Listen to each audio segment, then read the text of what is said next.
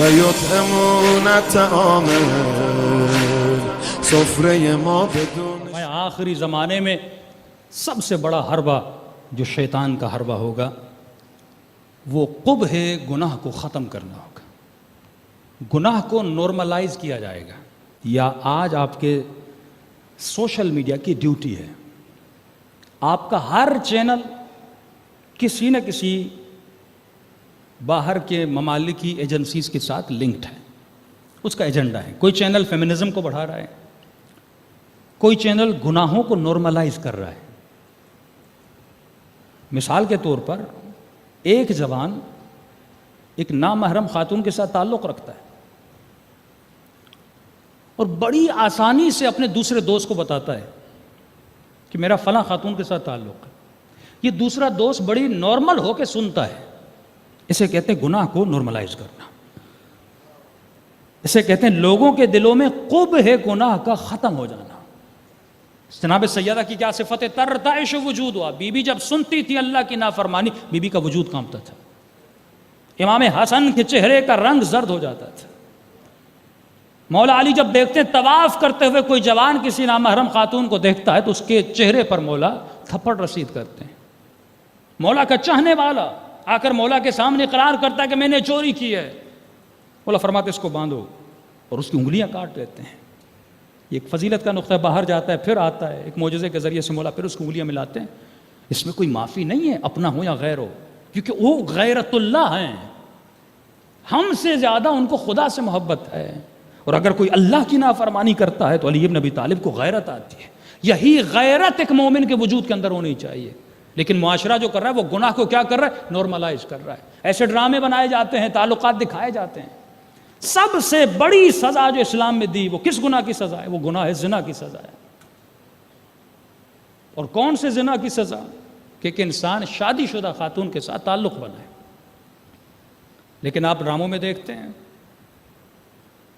اور یہ کہا جاتا ہے کہ ہم چاہ رہے ہیں کہ مردوں کے اندر سے ٹالرنس پیدا کریں. جب یہ دیکھے خاتون کو یہ ایسا عمل کرتی ہے، یہ غصے میں نہ آئے، یہ اس پہ ہاتھ نہ اٹھائے، بڑا نارملائز ہو کے اس خاتون سے بات کرے. اگر تم میرے ساتھ رہنا نہیں چاہتی ٹھیک ہے میں تمہیں طلاق دے دیتا ہوں. یہ بے غیرتی کا عالم ہے. یہ گناہ کی قباحت کو ختم کرنے کا عالم ہے. آج یہ ہو رہا ہے، آپ کے ڈراموں میں ہو رہا ہے. آپ کے بچے، آپ کے جوان اسی ڈراموں پہ بیٹھ کر دیکھ رہے ہیں اور دیکھنے کا اثر یہ ہوتا ہے بالکل اسی طرح جب دکھایا جائے ڈرامے میں کہ ایک شخص شراب پی رہا ہے اور نیچے صرف لکھا جائے کہ شراب نوشی منع ہے، لیکن دکھا تو رہے ہو نا. وہ ریپیٹڈلی اس سین کو دیکھ رہا ہے اور دیکھنے سے کیا ہوگا؟ کل یہ شرابیوں کی محفل میں بیٹھے گا، اسے برا نہیں لگے گا. کل یہ بے حیاؤں کی محفل میں بیٹھے سے برا نہیں لگے گا. کل یہ بے غیرتوں کی محفل میں بیٹھے گا، برا نہیں لگے گا. چھٹے امام کا صحابی 17 سال غالباً مولا کے ساتھ رہا. صرف اس نے امام کے غلام کو ایک گالی دی.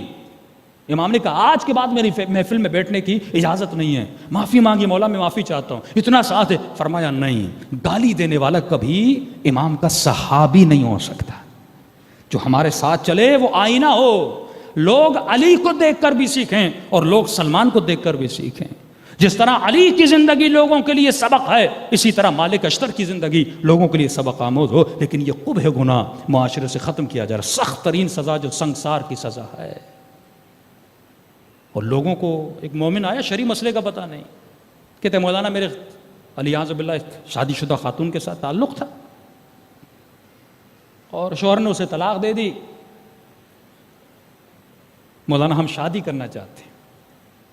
تمام مراجع کا فتویٰ ہے کہ جو شادی شدہ خاتون کے ساتھ تعلق بناتا ہے اور اگر اسے طلاق بھی ہو جائے وہ اس مرد پر حرام ابد ہے. یعنی کبھی بھی اس خاتون کے ساتھ نکاح نہیں ہو سکتا کیونکہ تم نے اللہ کی غیرت کو للکارا ہے. خدا غیور ہے. تو اے جوان، مولا فرماتے وہ غیرت مند نہیں ہے جس کی غیرت ون سائیڈڈ ہو، کہ یہ کہے میری بیٹی کو کوئی نہ دیکھے، میری بہن کو کوئی نہ دیکھے، میری ماں کو کوئی نہ دیکھے، لیکن میں باہر نکلوں تو میں ہر کسی کو دیکھوں. فرمایا علی کا چاہنے والے سے معرفت نفس ہے ہی نہیں. فرمایا ظالم نہ بنو الذین آمنوا ولم یلبسوا، اور انہوں نے اپنے وجود پر ظلم کو سوار. سب سے بڑا ظلم یہ ہے کہ تم اپنے اعضاء سے اللہ کی نافرمانی کرو. پانی بنا ایک مقصد کے لیے، اس کا مقصد پورا آپ پیتے ہیں، آپ کی پیاس بجھتی ہے. اسی طرح تمہارے اعضاء کسی مقصد کے لیے بنایا، اگر یہ خلاف مقصد جاتے ہیں تو یہ سمجھ جاؤ تم اپنے وجود پہ کیا کر رہے ہو؟ ظلم کر